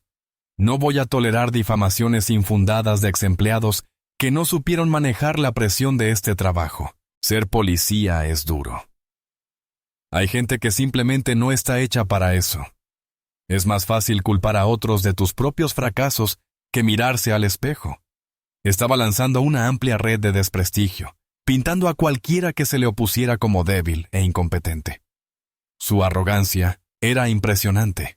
Creía sinceramente que su palabra bastaba para hacer desaparecer la verdad. Proyectaba un aura de absoluta confianza, pero bajo la superficie, un observador atento podía ver la desesperación. Era un matón acorralado, y su única respuesta era arremeter con más agresividad. La conferencia de prensa fue un desastre para él, aunque estaba demasiado cegado por su propia arrogancia como para verlo. Su tono furioso y despectivo, y sus brutales ataques personales contra Marcus, no proyectaban fuerza. Proyectaban la culpa de un hombre con algo que ocultar. No se presentó como un líder respetado que defendía su integridad, sino como un tirano enfurecido que intentaba acallar a sus acusadores. Su actuación fue tan incendiaria que, de hecho, fortaleció el caso de Marcus ante la opinión pública. Mientras Miller se autodestruía en público, Marcus y Ava jugaban un papel mucho más astuto. Concedieron una entrevista tranquila y profesional a un respetado presentador de noticias nacionales. Marcus, sereno y elocuente, se negó a entablar una guerra de palabras con Miller. Simplemente expuso los hechos de su caso, expresó su fe en el sistema judicial y expresó su deseo de un cambio positivo. Era la viva imagen de la credibilidad, un marcado contraste con la férrea postura defensiva de Miller. La arrogancia del jefe también cometió un error legal fatal. Al negar pública y vehementemente todas las acusaciones y atacar la credibilidad de sus acusadores, se estaba aferrando a una versión de los hechos de la que no podía retractarse. Eva estaba encantada. «Es su peor enemigo», le dijo a Marcus. «Nos acaba de dar todo lo que necesitamos. Podría haber sido impreciso, haber prometido una investigación completa y haberse escondido tras sus abogados. En cambio, ha trazado una línea en la arena y nos ha retado a cruzarla. Ha convertido esto en un referéndum personal sobre su propia personalidad. Es una batalla que va a perder». La creencia de Miller en su propia invencibilidad fue su perdición. Creyó que estaba asestando un golpe de gracia, pero en realidad se estaba golpeando a sí mismo en la cara. Había subestimado la determinación de Marcus, subestimado la habilidad de Ava y, fatalmente, sobreestimado su propio poder para controlar la narrativa. El público, al observar a los 2 hombres en sus pantallas de televisión, percibió claramente el contraste. Por un lado, una víctima tranquila y creíble que buscaba justicia. Por el otro, un funcionario furioso y fanfarrón que profería insultos y negaciones. La marea de la opinión pública Una fuerza con la que Miller nunca antes había tenido que lidiar, comenzaba a volverse en su contra, rápido e irreversible. Había iniciado una pelea pública, convencido de su victoria, sin darse cuenta de que ya había sido superado estratégicamente. La desastrosa conferencia de prensa del jefe Miller fue la chispa que encendió un yesquero. Durante años, un resentimiento silencioso contra Miller y su agresivo estilo policial se había gestado en las comunidades minoritarias de Oak Haven y entre sus residentes blancos más progresistas. La demanda y la arrogante negación de Miller avivaron ese resentimiento. La primera protesta fue pequeña. Unas 50 personas se congregaron en las escaleras del ayuntamiento, organizada por un pastor local y un grupo de activistas comunitarios. Llevaban carteles que pedían un reajuste para el agente Thorne y el fin de la corrupción policial. Marcus, siguiendo el consejo de Ava, se mantuvo alejado, asegurándose de que la atención se centrara en los problemas, no solo en su caso personal. Los medios locales cubrieron la protesta y comenzaron a circular imágenes de ciudadanos comunes exigiendo responsabilidades. El ayuntamiento, que durante años había aprobado sin más las solicitudes presupuestarias de Miller y hecho la vista gorda ante su comportamiento, se encontró repentinamente en una posición profundamente incómoda. Sus teléfonos comenzaron a sonar sin parar con llamadas de electores enojados. Al día siguiente, la protesta duplicó su número. Luego se triplicó. Estudiantes del colegio comunitario local se unieron, al igual que miembros de diversas organizaciones de derechos civiles de la capital del estado. La historia de Oak Haven se convirtió en un símbolo de un debate nacional más amplio sobre la reforma policial y la justicia racial. Las furgonetas de noticias nacionales, antes poco comunes en el pequeño pueblo, se convirtieron en un elemento permanente frente a la comisaría y el ayuntamiento. La presión era inmensa y crecía cada hora. El ayuntamiento convocó una sesión de emergencia. La reunión, habitualmente tranquila, estaba abarrotada de ciudadanos furiosos. Uno a uno, se acercaron al micrófono durante el periodo de comentarios públicos para compartir sus propias historias de acoso e intimidación a manos de la policía de Miller. Una madre negra contó cómo su hijo había sido detenido repetidamente por conducir siendo negro. El dueño de un negocio local describió cómo lo extorsionaron para que donara al fondo de beneficencia de la policía, con la amenaza implícita de un aumento de las inspecciones. Quedó claro que la experiencia de Marcus no era una anomalía. Era el ejemplo más extremo de una cultura de abuso profundamente arraigada. Los concejales, que durante mucho tiempo se habían beneficiado del apoyo político de Miller y de su capacidad para mantener bajas las estadísticas de delincuencia de la ciudad, a menudo mediante tácticas agresivas y casi inconstitucionales, ahora se sentían incómodos en sus asientos. Eran políticos, y podían sentir cómo los vientos políticos cambiaban como un huracán. Su lealtad a Miller se vio rápidamente superada por su instinto de supervivencia política. Tras bambalinas, Ava aplicaba otro tipo de presión. Envió una carta formal a la aseguradora de la ciudad, la compañía que se haría cargo de cualquier sentencia o acuerdo en la demanda. La carta incluía las declaraciones juradas de Ramírez y Jenkins y un aviso de que ahora contaban con un testigo presencial de la agresión. El mensaje era claro. La responsabilidad de la ciudad era enorme.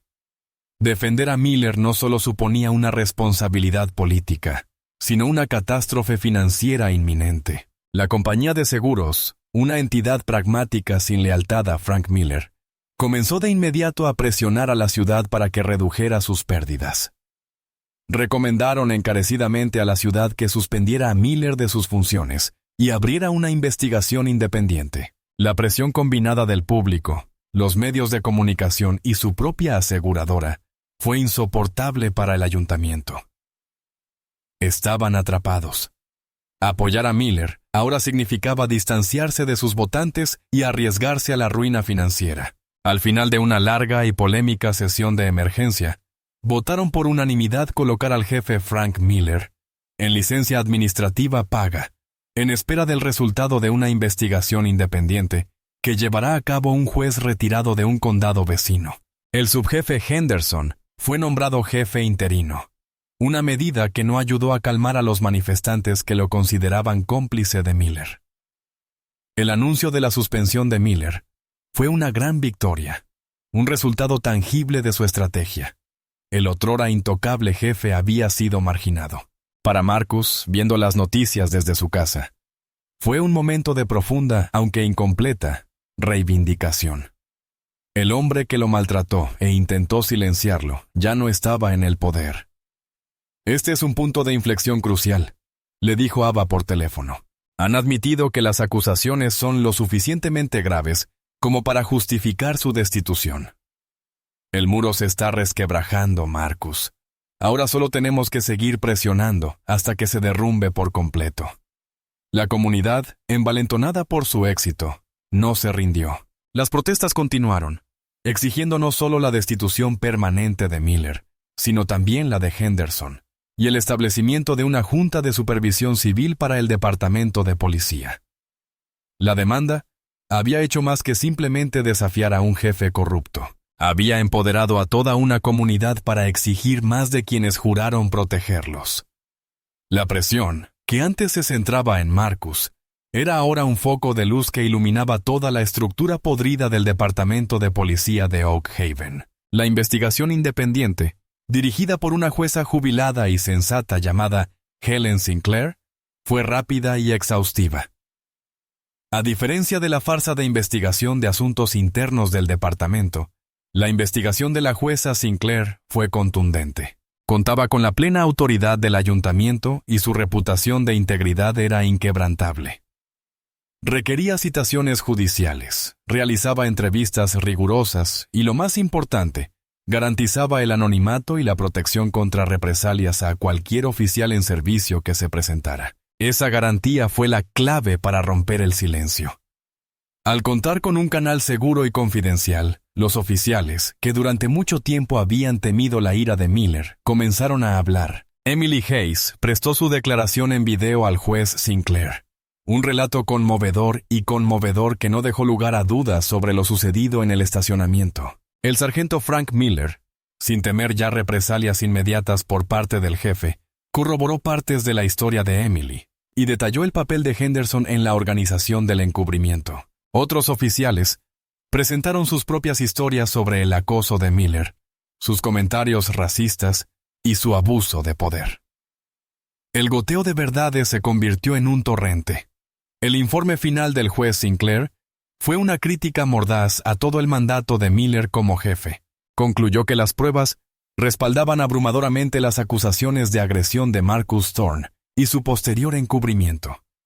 Detallaba el patrón de acoso y represalias contra agentes pertenecientes a minorías. Citando los casos de Ramírez y Jenkins, presentaba la imagen de un departamento de policía dirigido como un ladrón personal, plagado de miedo, favoritismo y corrupción. El informe se presentó a la Fiscalía del Condado. El fiscal, un político astuto que sabía leer las señales, comprendió que proteger a Miller ya no tenía ningún beneficio político. El público estaba indignado. La evidencia era abrumadora y una demanda federal por derechos civiles ya estaba en curso. Presentar cargos penales era ahora la única opción viable. Presentó el caso ante un gran jurado. Durante 2 días, el jurado escuchó los testimonios de Marcus, Emily Hayes, James Ramírez, Sarah Jenkins e incluso del sargento Miller. Revisaron los historiales médicos, las grabaciones de las cámaras de seguridad, que, si bien no mostraban directamente la agresión, contradecían la cronología de Miller sobre un ejercicio de entrenamiento, y extractos del informe condenatorio del juez Sinclair. Fue un caso abierto y sin fundamento. El gran jurado emitió un veredicto firme, acusando formalmente a Frank Miller de 2 delitos graves: agresión agravada y mala conducta oficial. Se emitió una orden de arresto contra él. Su caída en desgracia fue tan rápida como impactante. 2 agentes uniformados del departamento del sheriff del condado, no sus propios agentes de Oak Haven, llegaron a la casa de Frank Miller para arrestarlo. El hombre que una vez fue el agente de la ley más poderoso del condado fue esposado colocado en la parte trasera de una patrulla y conducido a la cárcel del condado para su procesamiento. Las cámaras de noticias captaron la escena. El ex jefe, despojado de su uniforme y de su autoridad, lucía aturdido y derrotado mientras se lo llevaban avergonzado. La imagen resonó en todo el estado y la nación. El tirano había sido destronado. El ayuntamiento actuó de inmediato, citando la acusación penal. Votaron a favor de despedir a Frank Miller de la ciudad de Oak Haven, con efecto inmediato. Su mandato llegó oficialmente a su fin. El subjefe Henderson, señalado como cómplice del encubrimiento en el informe de Sinclair, tuvo que elegir entre renunciar de inmediato o enfrentarse a su propia audiencia de despido. Renunció en menos de una hora, con lo que su carrera en las fuerzas del orden llegó a su fin. Para Marcus, la noticia de la acusación y el despido de Miller fue un momento de profunda y silenciosa justicia. No fue un momento de celebración ni de regodeo. Fue un momento de solemne alivio. El sistema, a pesar de todas sus fallas, finalmente, aunque tardíamente, había funcionado. El inmenso riesgo personal y profesional que había asumido había valido la pena. No solo había desenmascarado a su atacante, sino que también había limpiado el departamento de sus líderes corruptos. Esa noche, Ava lo llamó. «Ganamos la primera guerra, Marcus», dijo con voz llena de orgullo. «Lo sacamos del poder. Ahora nos preparamos para la segunda, el juicio penal. Necesitamos asegurarnos de que rinda cuentas, no solo por la pérdida de su trabajo, sino también por la de su libertad». Marcus miraba por la ventana la tranquila calle suburbana. El mundo parecía igual que hacía un mes, pero todo había cambiado. Se había enfrentado a un monstruo y, con la ayuda de sus aliados y una comunidad empoderada, había triunfado. La acusación fue una victoria, pero sabía que no era el final. El capítulo final se escribiría en un tribunal donde Frank Miller tendría que enfrentarse a un jurado de sus iguales y responder por sus crímenes. El juicio penal contra el ex jefe de policía Frank Miller comenzó 6 meses después. El juzgado del condado de Oak Haven, habitualmente un lugar tranquilo, se transformó en un circo mediático. El juicio fue la única noticia del pueblo. Un espectáculo público que serviría como el acto final de la dramática caída de Miller. Su estrategia de defensa fue pura agresión. Su costoso abogado defensor lo retrató como víctima de una cacería de brujas política, un servidor público dedicado sacrificado en el altar de la corrección política. Argumentó que Marcus Thorne era un empleado descontento que había conspirado con un abogado ávido de fama para inventar una historia con fines lucrativos. Presentó a Emily Hayes como una novata estrella, fácilmente manipulable y confundida sobre lo que había visto. La fiscalía, liderada por un fiscal adjunto perspicaz y metódico, construyó su caso ladrillo a ladrillo, tal como Ava había construido el caso civil. Su primer testigo fue Marcus Thorne. Marcus subió al estrado con una confianza serena. Ya no era solo una víctima, era un sobreviviente, un símbolo de resiliencia. Durante 2 horas, relató con calma y claridad los sucesos de la agresión. Habló sin ira ni malicia, con voz firme, mientras detallaba los insultos verbales, los golpes físicos y la traición institucional que le siguió. El abogado de Miller lo sometió a un interrogatorio agotador, intentando tergiversar sus palabras y presentarlo como un agresor. ¿No es cierto, agente Thorne, que se insubordinaba al jefe?, preguntó el abogado. ¿No es cierto que rechazó una orden directa? Me niego a que me llamen chico, respondió Marcus con calma. Creo que es mi derecho como hombre y como policía. La sencilla y contundente declaración resonó en el silencio de la sala. La siguiente testigo de la fiscalía fue Emily Hayes. La joven agente estaba visiblemente nerviosa al subir al estrado, pero su voz se fortaleció al empezar a hablar. Ofreció un relato detallado, paso a paso, de la agresión que había presenciado. Su testimonio fue de una precisión devastadora. Describió la expresión del rostro de Miller, el sonido de la patada, la caída de Marcus. Lloró al recordar su miedo y culpa por no haber comparecido antes. El abogado de Miller intentó desacreditarla, sugiriendo que tenía la vista obstruida, que estaba demasiado lejos para ver con claridad. Pero Emily se mantuvo firme. «Sé lo que vi», dijo, mirando directamente al jurado. «Vi a nuestro jefe de policía casi matar a golpes a uno de sus hombres en un ataque de ira, y nunca lo olvidaré». La fiscalía llamó entonces a declarar a James Ramírez y Sarah Jenkins. Su testimonio estableció el patrón crucial del abuso de poder de Miller y sus ataques contra agentes pertenecientes a minorías. Demostraron al jurado que lo ocurrido con Marcus no fue un incidente aislado, sino la previsible culminación de años de tiranía desenfrenada. El testimonio del sargento Frank Miller corroboró las consecuencias inmediatas y los esfuerzos de Henderson por crear una tapadera, desmantelando la narrativa de la defensa sobre el accidente de entrenamiento. El juicio duró 2 semanas. La fiscalía presentó una abrumadora cantidad de pruebas, historiales médicos, testimonios periciales sobre la fuerza necesaria para fracturar costillas y el contundente informe de la investigación independiente del juez Sinclair. La defensa, en cambio, tuvo poco que ofrecer aparte de los testigos de cargo que hablaron de la larga trayectoria de Miller y las negaciones airadas e interesadas de sus propios clientes cuando éste testificó en su propia defensa. Su testimonio fue un desastre, al igual que su conferencia de prensa. Dio la impresión de ser arrogante, pretencioso y sin ningún remordimiento. Fue su peor testigo. Finalmente, el caso pasó al jurado. Los 12 ciudadanos del condado de Oak Haven se retiraron a deliberar. Para Marcus, el peso era agonizante. Todo lo había conducido a ese momento, al juicio de 12 desconocidos. Estaba sentado con Ava en la cafetería del juzgado. La tensión era palpable entre ellos. Había hecho todo lo posible. Había dicho su verdad. Había soportado los ataques y había confiado en el sistema en el que una vez había perdido la fe. Ahora, su destino y el de Miller estaban fuera de su control. Tras 5 horas de deliberación, el jurado envió una nota al juez. Habían llegado a un veredicto. La sala estaba abarrotada y en silencio mientras el jurado regresaba a su estrado. Marcus sentía el corazón latirle con fuerza.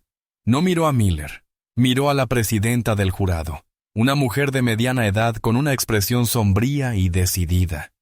El juez le pidió que leyera el veredicto. Ella se puso de pie, desdobló un papel y su voz resonó en la sala silenciosa. Por el cargo de agresión con agravantes, el jurado declara culpable al acusado, Frank Miller. Una exclamación colectiva recorrió la sala. Por el cargo de mala conducta oficial, el jurado declara culpable al acusado, Frank Miller. Se acabó. La justicia, dura y largamente demorada, finalmente prevaleció. Marcus cerró los ojos, invadido por una profunda sensación de alivio, tan poderosa que casi lo hizo caer de rodillas. La verdad había triunfado. La audiencia de sentencia tuvo lugar un mes después. La sala estaba de nuevo abarrotada, pero el ambiente era diferente. La tensión del juicio había dado paso a una sombría sensación de finitud. Frank Miller, el otrora temido jefe, compareció ante el juez, un delincuente convicto. Su costoso traje apenas ocultaba su ruina. Su arrogancia había desaparecido, reemplazada por una resignación vacía. La jueza, una mujer conocida por su semblante severo, escuchó mientras el fiscal abogaba por una pena de prisión considerable, alegando el abuso de confianza pública por parte de Miller y la brutalidad del crimen. El abogado de Miller pidió clemencia, presentando a un hombre cuya larga y condecorada carrera había terminado en desgracia. Entonces, el juez le ofreció a Marcus la oportunidad de hacer una declaración de impacto en la víctima. Marcus dudó si hablar o no, pero sabía que debía hacerlo. Subió al podio, no para expresar su ira ni exigir venganza, sino para cerrar este capítulo con dignidad. No se dirigió a Miller, sino al tribunal y a su comunidad. Su señoría, comenzó con voz clara y firme. Lo que me hicieron fue una profunda traición. Fue una traición a mi confianza. una traición a la placa que ambos llevábamos, y una traición a la comunidad que juramos proteger. Las heridas físicas han sanado, pero el daño a la confianza entre una comunidad y su fuerza policial es más difícil de reparar. Hizo una pausa, recorriendo con la mirada la sala. Esto nunca se trató solo de mí. Se trataba de garantizar que nadie, sin importar su rango o título, estuviera por encima de la ley. Se trataba de crear un departamento de policía donde la integridad importara más que la lealtad y donde el carácter de un oficial fuera más importante que su color. No estoy aquí hoy pidiendo venganza. Exijo rendición de cuentas. Solicito una frase que transmita claramente que este comportamiento no será tolerado para que podamos iniciar el largo y difícil proceso de reconstruir la confianza y sanar nuestra comunidad. Al terminar, un silencio respetuoso llenó la sala. La jueza miró a Miller con una expresión de absoluto desdén. «Señor Miller», dijo con voz gélida, «los ciudadanos de esta comunidad le otorgaron una responsabilidad sagrada. Le dieron el poder de mandar, proteger y servir. Y usted convirtió ese poder en un arma de prejuicio y venganza personal. Deshonró su uniforme. Traicionaste a tus oficiales y le fallaste a esta comunidad. Eres un abusador y un cobarde, y no has mostrado ningún remordimiento por tus acciones». Ella dictó la sentencia sin dudarlo. «Por el cargo de agresión con agravantes, te condeno a 5 años de prisión estatal». Se escucharon jadeos en la sala. A Miller le flaquearon las rodillas. 5 años. Fue un castigo significativo e innegable. Esposaron a Miller y lo sacaron de la sala del tribunal. Su futuro ahora se reducía a una celda. Concluido el juicio penal, la demanda civil contra la ciudad se resolvió rápidamente. Ante el veredicto de culpabilidad y la montaña de pruebas, la ciudad no tuvo más remedio que capitular. Marcus recibió un acuerdo sustancial, suficiente para asegurar su futuro financiero. Pero aún más importante, el acuerdo incluyó un decreto de consentimiento legalmente vinculante que exigía reformas radicales en el Departamento de Policía de Oak Haven, incluyendo el establecimiento de una junta de revisión civil, mejor capacitación y nuevas políticas sobre el uso de la fuerza y la mala conducta de los agentes. Su lucha había dado como resultado un cambio real y duradero. Se contrató a una nueva jefa de policía externa al departamento, una mujer con mentalidad reformista y reputación de generar confianza en la comunidad. Una de sus primeras acciones fue ofrecerle a Marcus un ascenso a sargento y un puesto al frente de una nueva división de relaciones comunitarias. Tras mucha reflexión, Marcus aceptó. Sabía que el camino por delante sería difícil, pero sintió un renovado propósito. Había expuesto la podredumbre del sistema y ahora tenía la oportunidad de ayudar a construir algo mejor en su lugar. Emily Hayes, aclamada como una heroína, prosperó bajo el nuevo liderazgo, y su valentía le valió el profundo respeto de sus colegas. El muro azul, aunque no había desaparecido, había sido dañado irremediablemente. La cultura del miedo fue reemplazada por la de la rendición de cuentas. 6 meses después, Marcus estaba en el porche de su casa, contemplando la puesta de sol, el aire fresco y limpio de la tarde. El dolor en su costado había desaparecido hacía tiempo, un vago recuerdo. El pueblo de Oak Haven aún se recuperaba, aún lidiaba con las horribles verdades que su caso había revelado. Pero era un pueblo que por fin estaba teniendo las conversaciones adecuadas. Había perdido la inocencia, pero había encontrado una fuerza más profunda. Aprendió que la verdadera valentía no radicaba en la ausencia de miedo, sino en actuar a pesar de él. Aprendió que la justicia no es algo que se da, sino algo que hay que exigir, luchar con paciencia, estrategia y una fe inquebrantable en la verdad. La batalla le había dejado cicatrices, pero también lo había forjado como el hombre que estaba destinado a ser. No solo un superviviente, sino un líder. El sistema había intentado quebrarlo, pero él lo había destrozado. Y en su lugar, estaba ayudando a construir algo nuevo, algo mejor, algo digno de la confianza pública. Se había enfrentado al monstruo en el corazón de su propio departamento y había vencido, no convirtiéndose en un monstruo, sino aferrándose a su propia integridad. Esa fue la victoria definitiva. ¿Qué opinas de la decisión de Marcus de luchar contra el sistema desde dentro, en lugar de simplemente llegar a un acuerdo? ¿Alguna vez has tenido que tomar una decisión difícil entre lo fácil y lo correcto? Comparte tu opinión en los comentarios. Y gracias por acompañarnos en este increíble viaje.